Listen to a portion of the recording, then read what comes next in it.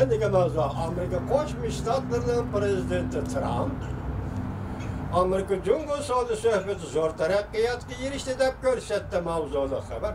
2-oyning 18-kuni Amerika ovozining Xitoy programmasi e'lon qildi. Xabar bunday boshlanadi. Amerika Qo'shma Shtatlarining prezidenti Trump 17-kuni, ya'ni yakshanba kuni bunday ko'rsatdi. Jungo Amerika savdo suhbati o'xshash bo'lmagan sohalarda zo'r taraqqiyotga erishdi.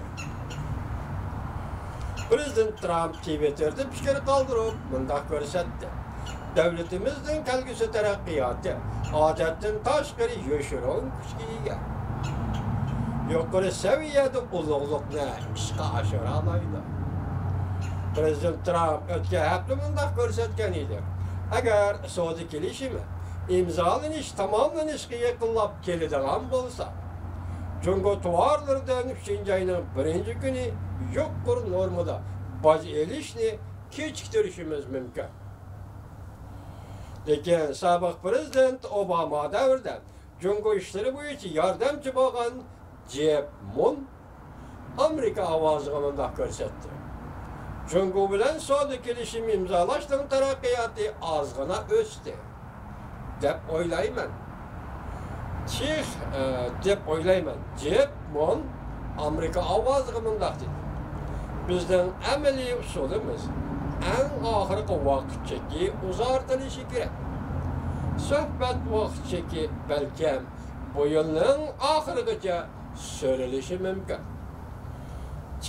Jeb Moon shunga ishondi ekan, ikki tarafning suhbat vakillari Amerikaning Jungoni jazolashining sabablarini muhokama qilmadi. Ya'ni Jungo Amerikaning patent huquqini o'g'irladi. Amerika shirkatlari agar Jungoda davomli savdo qilishni xohlaydigan bo'lsa, undaqda bizni savdo maxfiyatlik bilan ta'minlash kerak deb talab qo'ydi. U bunday dedi. 2 hafta ichida bu masalalarni hal qilish mumkin emas. Endi hozir 3-oyning 1-kuniga 2 hafta qoldi degan vaqtda so'zlagan so'z bu masalani hal qilish mumkin emas.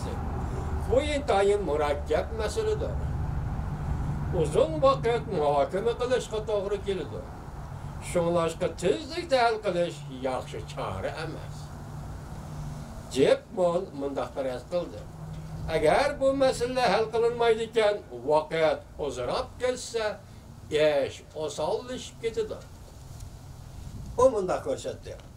Prezident Trump siyosatni savdoga aralashtirmoqchi bo'lyapti. Diqqat vatandosh, Prezident Trump siyosatni savdoga aralashtirmoqchi bo'lyapti.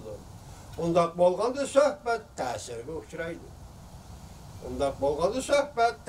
uchraydi.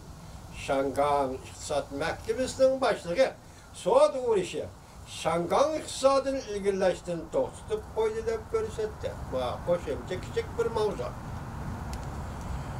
Mavzuda xabar 2-oyning 17-kuni Amerika ovozining Xitoy programmasi e'lon qilindi. Davomlashyapti.